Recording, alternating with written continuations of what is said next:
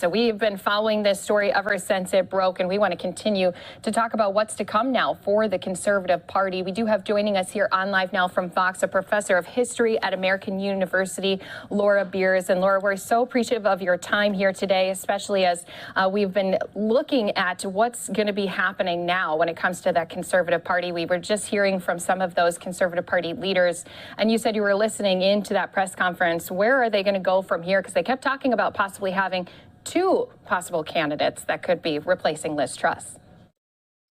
Yes, well, they're going to narrow it down to at most two by Monday. But it's possible that this will be effectively a stitch-up, right? And that amongst the MPs themselves, they'll coalesce around one candidate, and it won't even go to an election of the membership. So it's possible that we could have a new prime minister even before a week's time. And when we think about when they kept mentioning if we possibly have two, who are those two names that have been spilling out? Because I know I've heard Boris Johnson. He's been a name that's been coming up here today. What are some of the other people who could possibly be looking to fill that role? So Boris Johnson, I think, definitely would like to make a triumphant comeback, right? And he'll have the argument that he was the one who was elected with a mandate in 2019 by the British people as he comes into this contest. Rishi Sunak, who came second to Liz Truss in the last leadership campaign just over a month ago. Penny Mordaunt, who was also one of the finalists before it got down to just two candidates in that summer campaign, is another likely contender. There are a few. Suella Braverman, who resigned yesterday, arguably precipitating Truss's resignation this morning, will probably throw her hat in the ring. Kemi Badenoch, who again had put himself forward during the last round of elections. So there will be a lot. There's not an obvious candidate whom the party is going to coalesce around over the days to come. And when we think about this changeover, this is going to be the fifth leader that Conservatives are going to be electing here in just the past 6 years. What does that mean and speak to about the party, and how is the Labour Party reacting to today's news as well? Well, it underscores the fact that ideologically and culturally, the Conservative Party is divided. The Labour Party, unsurprisingly, is screaming for a general election. They're more than 30 points ahead in the polls. If there were a general election in the next month or so, they would almost certainly be elected in a landslide to form a government. But they are making a pretty legitimate argument that there has not been a case, barring in the Second World War, when Winston Churchill was elected with the full support of both of the major parties in Parliament to become Prime Minister. There hasn't been a situation where Britain has changed prime ministers twice without a general election. So this is unprecedented territory. And while constitutionally they can do it, there are real questions about the democratic legitimacy that this new leader would or would not command. And I think, too, we had heard during her resignation speech, it was very short and brief, but she had talked with the King Charles. That's completely separate, though, from electing these members of Parliament and then also putting this new prime minister leader in place, correct? Yes, it's more of a formal.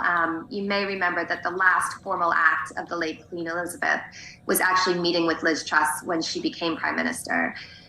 The monarch does meet with the prime minister both as they come in and as they decide to leave office, but it's effectively at this point in the 21st century a symbolic act as opposed to one that can really change the course of events. So how soon do you think we could see our Conservative Party members trying to unite together to put one person to move forward? Because, of course, I'm sure a lot of people are feeling that pressure to make it happen quickly. Yes, and I think there'll be an effort over the weekend to really coalesce, ideally just around one candidate. But at the moment, people's heads are reeling, right? I mean, the speed with which Liz Truss was brought down, I think, took almost everyone by surprise. And trying to figure out what's the best path forward, really to staunch the bleeding. I mean, the Conservative Party is in the worst position they've been in probably historical memory. And so it's trying to figure out what is the least bad move for the party moving forward in terms of finding a new leader. And can you explain, too, when it comes to finding this new leader, why Conservatives might not want it to reach a general election? That could obviously put them in a difficult place. Well, as I said, they're more than 30 points behind in the polls, which is probably the worst poll position they have ever had. And as in this country, there are some, sort of structural aspects that make it a little bit harder for Labour to gain a majority. But with a more than 30% lead, they'll almost certainly have a parliamentary landslide and be in a comfortable position to form a government.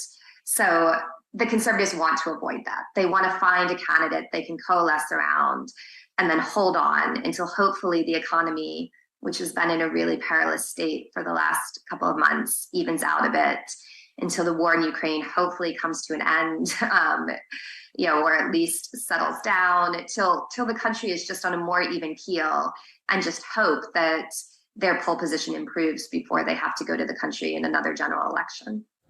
And obviously there are a lot of world problems that they are concerned about, and who they elect is going to be a part of solving those problems. You had mentioned the war in Ukraine. President Biden here had also spoken to Liz Truss, saying that she was a great ally, good partner on helping with Ukraine.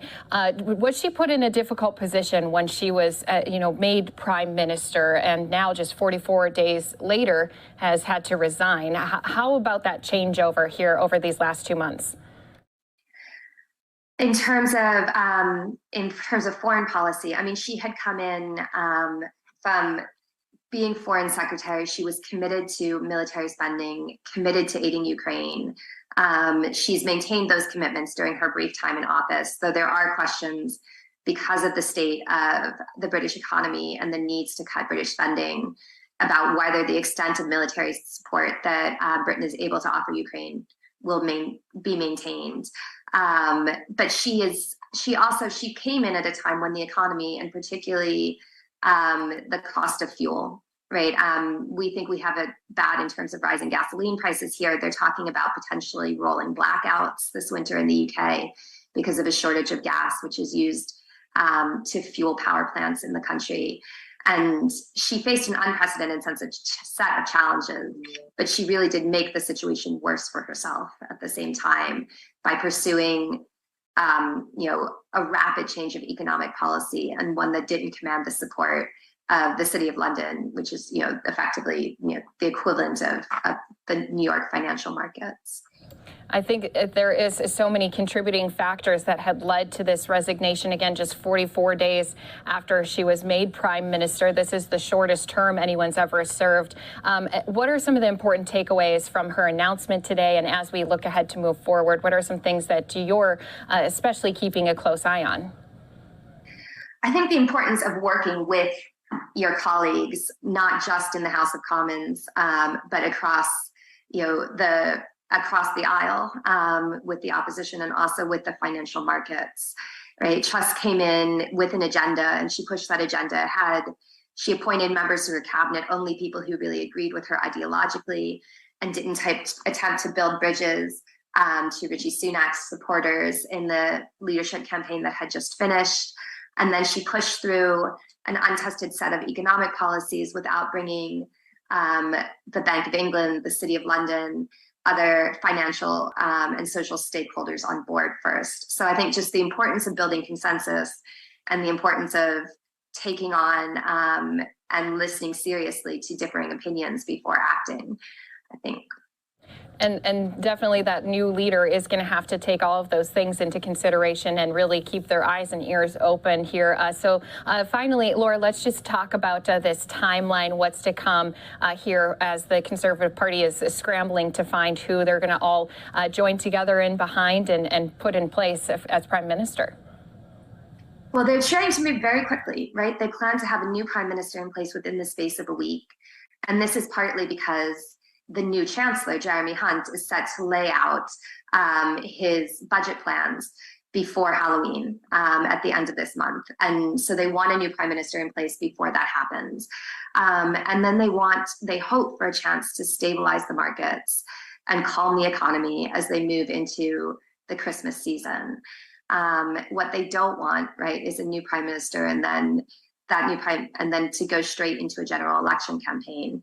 But those are the calls that you're hearing from the opposition benches, not just the Labour Party, but the Scottish Nationalist, the Liberal Party, the Greens, basically anyone who's not a member of the Conservative Party, and even some members of the Conservative Party are saying it's going to be hard to fend off demands for a general election in this situation.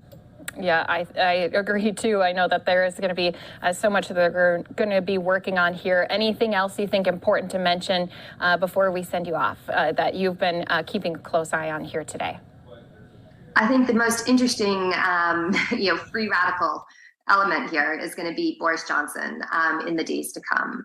When he left office, he referred to himself as Cincinnatus, going back to Tentis Fields. And the thing about Cincinnatus is he retired, but then came out of retirement by popular acclaim pretty quickly.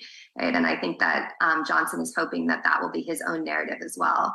So just watching to see whether he's really gone from the scene or not is going to be interesting over the next few days. Yeah, some big decisions to be made and some important names coming back into light here. So we'll be keeping a close eye on it. We really appreciate your insight, helping kind of break down what's been happening in the United Kingdom with us. Laura Beers joining us again here on Live Now from Fox. Thanks so much, Laura. Thanks for having me.